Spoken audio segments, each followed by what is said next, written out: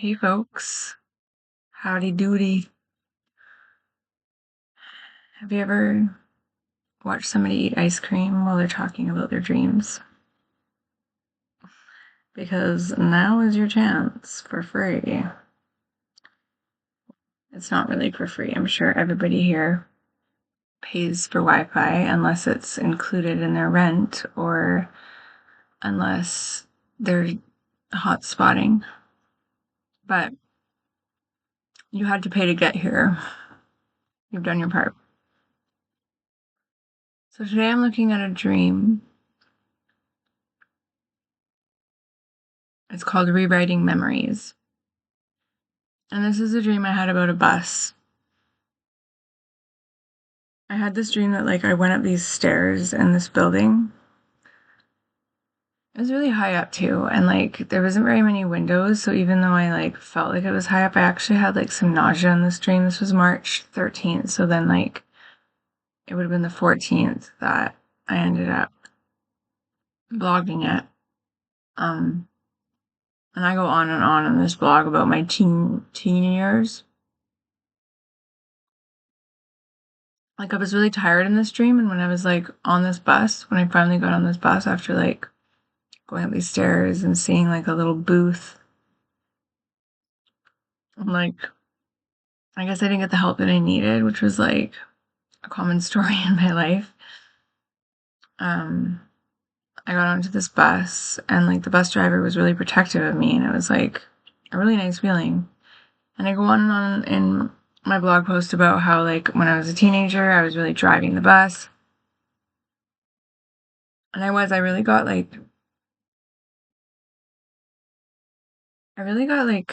I don't know. I really got spiritual when I was a teenager and just started telling people what was going on.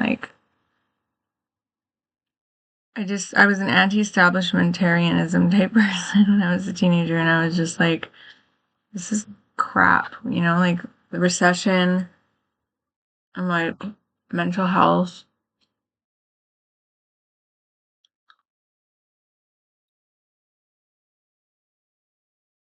And I'm on this bus and I'm just feeling kind of this is my dream. I shouldn't be shaking on this bus and feeling like I'm gonna crash. And the bus driver agreed with me. But the whole dream, I had this sight, this special vision power, this ability to see from every angle of every camera. I had full vision. It was crazy.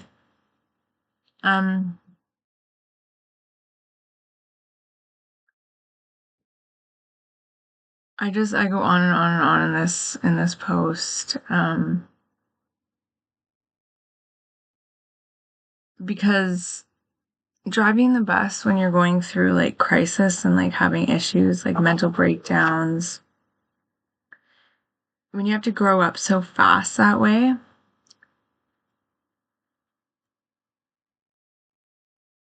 it's really hard to gain control. I'd never had a dream like this. I've had dreams of buses before, and when I'm dreaming about buses, it's they're so powerful. I don't know why, but they just have this very electric power, the buses in my dreams don't run on today's world's gasoline, the buses in my dreams are space buses, really. And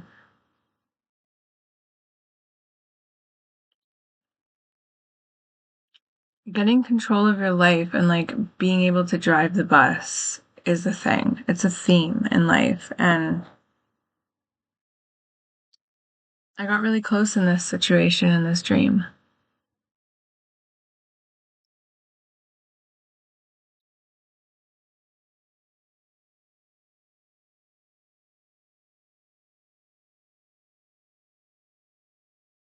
I just can't believe there's so much about this stuff that I'm writing.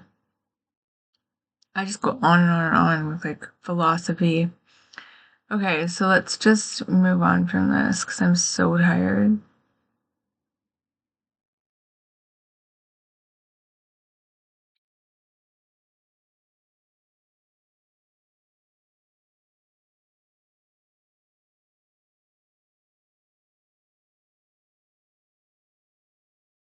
Oh yeah, and also I woke up like I went to bed really early and had this dream. I went to bed by 11 and had this dream, and then I woke up not even an hour later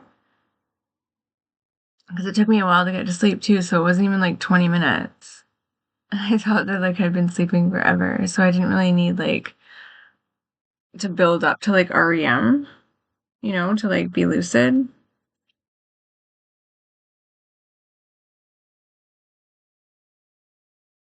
Yeah, this was like a layer dream. Like I've been in these buildings, but they're just different. And like it's weird because today I was thinking about how like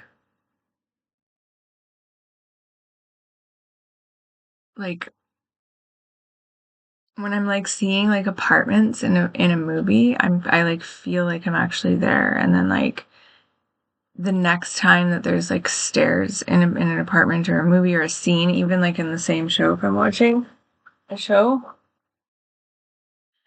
I'll feel like I'm just going higher in the same structure. And it's like this never ending, mosaic of like apartments. It's crazy. And like, especially when I watch movies where there's like tons and tons of skyscrapers and like high rises, and it'll show the scene and then it'll be like in a room. Like, I feel like I haven't left the dream. You know what I mean? Like, I haven't left the experience in the movie of my dream that it's reminding me of, and it just keeps on going and going. And like, it's this never ending, like, architecture. And I was going up the stairs in this dream at the beginning, and I don't even know what I was communicating. Like, I saw this booth, and I was like, there was these two men, and it was almost like they were like trying to steal the Mona Lisa or something. And I knew not to have anything to do with them because I was like, I don't want to get in trouble. If I have anything to do with these guys, then I'm gonna like get my passport taken away. And it's really weird because like when I was in Australia, one of the first days that I was there, like literally like the second day that I was there probably, and I was just starting to learn how to use like the trams and stuff with my daughter. This girl, I think it was a girl, like this person, um, like at least her identification said that she was, but she ended up getting her identification taken, and she was a traveler, and she got it taken because she didn't have the proper bus tickets. And it was like, whoa, like I don't want to make any mistakes. You know what I mean? And like, even though I think that the system is like pretty harsh, and even though like, rules and everything else are like really difficult to live by, and they like control people, and there's like a lot of problems because of that, you know, systemic kind of stuff, like I still believe in respecting authority because we need to have authority, and we need the universe to have authority, right? And we need authority over ourselves. And by choosing to respect authority, even if we don't like them, right? It's kind of like how we choose to respect our parents if the best interest of us is, if we are if they have our best interests. That's what I'm trying to say. And as a parent, I really want to be respected as well. Like, I don't like the word authority. I like the word self-governance, but um I'm really tired right now. But traveling in dreams, it can be just as like scary.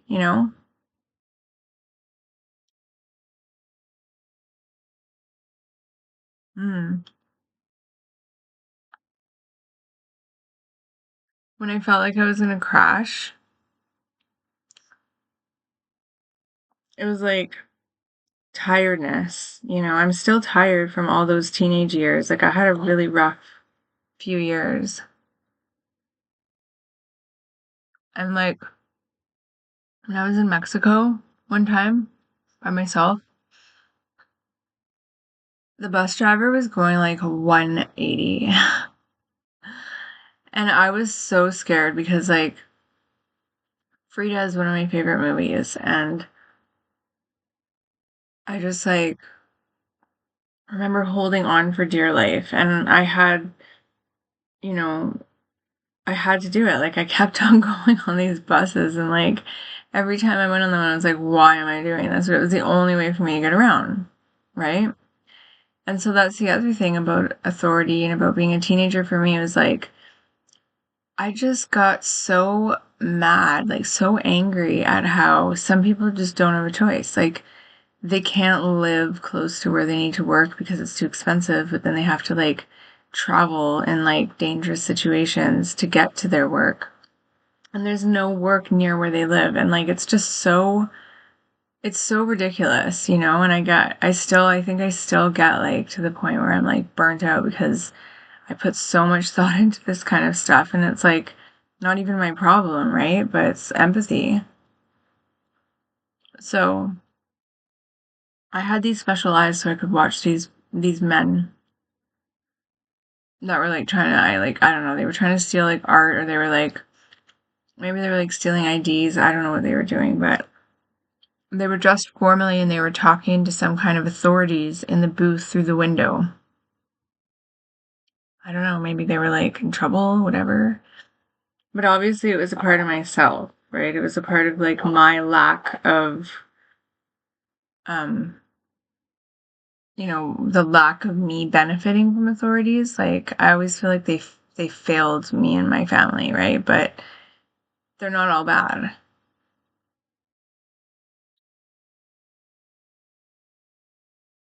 I just don't know where they went, and I didn't want them following me. It's so weird how like people in dreams usually represent a part of yourself or like a situation where it's like to do with yourself. So then you're like, I don't want myself following myself. Like, stop it. Mm, I did figure a lot of stuff out, but I can't believe that um I just can't believe that like I was like able to actually like see this bus driver and like stand there and be like protected in my dream. Like, I believe that these people are real. I believe dream guides are real. I believe all of that is like super true. I also got the idea of respecting authority when I was studying Jehovah's Witnesses. And I believe it. It's just the whole entire side of my family that is from that organization, they didn't respect authority. They didn't respect my mom's authority and they didn't respect my authority. And they tried to use like Jehovah's authority over me and my son. And, that causes fractured like bonding, and it causes like fractured faith, and it causes a lot of things. Like, just because you're a huge organization and just because you come from like a huge organization or you believe in a huge organization and like study with them, and you call yourself one of these people, doesn't mean that you have power over me, or my mom. Like, just because you believe in this God that you believe is like more important, right, doesn't mean that it's true, right? Like, my dreams are true, and my dreams have already told me since I was a child that there's a higher power, right? For me. And no one can mess with that. But when I was studying with them on my own, not with them, but like by myself, I have a really good memory for numbers. I have a really good memory in general for some things, but like some things I don't want to remember, and like a lot of things I don't have a very good memory for. But I have a really good memory for numbers, and I would be able to talk about like the scriptures with people and just over and over, like be able to just, bring something up, right? And it got to a point where it was just like very unacceptable, like it was like, that's not how we do things, right? And I was like, but I'm like discovering stuff and like opening up whole entire like realms of ideas, right? Like, what if, but that it was like not accepted. And there were a few people, like very rarely did I meet people that were like, newly recruited or whatever, but they would still be fresh, into the thing, like, talk or whatever that we do, like conversations, meetings, like, little get togethers that we would see eye to eye because I would be like, yeah, you know what I'm saying? Like, you know, God is more than just in a book, right? He's in our dreams. Like, he is a dreamer. Whoever he is in that particular religion, I always saw him, right? Because that's how he's identified in that religion, as a dreamer. Like, all of his visions are dreams. Even Revelation is a dream. Like, everything is like just a whole bunch of dreams that have been like compiled together that people take so literally. And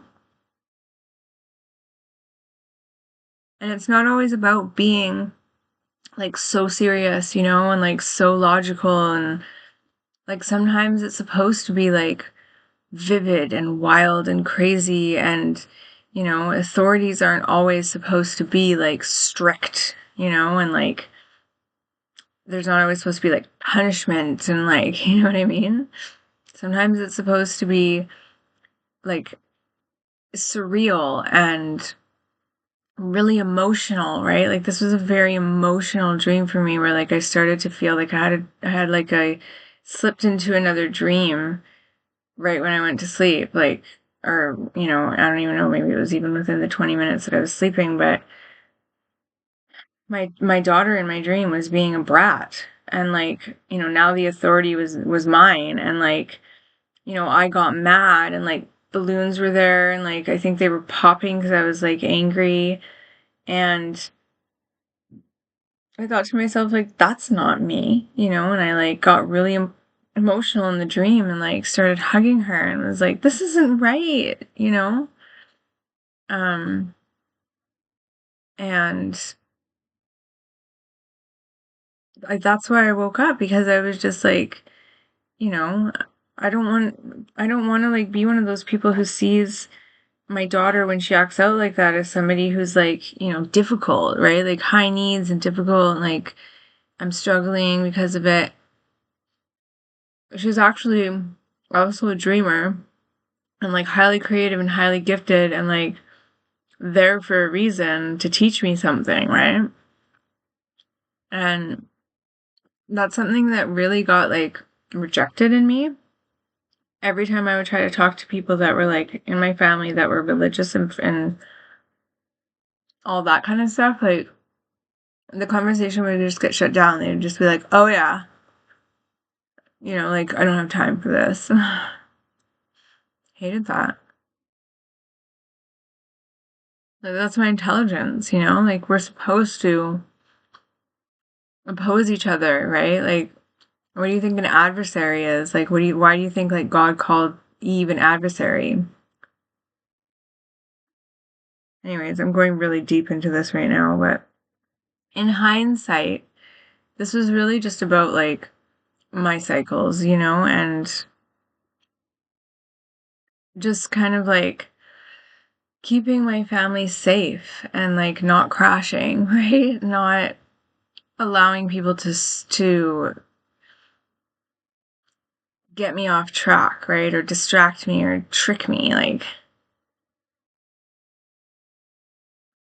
even if they are in the system and they're really smart. Even if they are religious, just keep driving the bus. Like once you start driving the bus, you're driving the bus. Like you are the one in control of your life. And yeah, in the house that I ended up in with my daughter, where it was like we finally got an apartment and we're safe. It was like my place that I live in now, but it was like just claustrophobic. Like the windows were smaller, the ceilings were lower, like the walls were more closed in. Like it was like the blueprint or something. Like it was just more inside of my apartment than we are. Like less wall, like it was shrinking, unnecessarily. I don't know, like maybe that's like it's like when you see the big picture, when you open your eyes, when you open your heart, and when you step back, you start to realize like how a higher power sees, a higher power sees like they're bigger than you. Like they don't see in a room like a human, right? They kind of like they sense the emotion, they sense what's going on. Like they don't see what's happening, firsthand that way. And like I think that's really what bothered me about religions and politics and stuff growing up is that I never wanted to share, a vision. I never wanted to share like the human experience perfectly. Like I didn't want to share it like, I like being transparent, but like I also like my own world, and having to like share higher powers and like share Holy Spirit and share everything that's supposed to be like very sanct and very private, in my opinion, would make me feel really claustrophobic, And I wanted my kids to have freedom from that. I didn't want my kids to feel coerced, you know, and I also didn't want them to feel guilty for choosing to be free, but I also wanted them to be disciplined, right? But they had to be disciplined in a way that was like, not claustrophobic, right?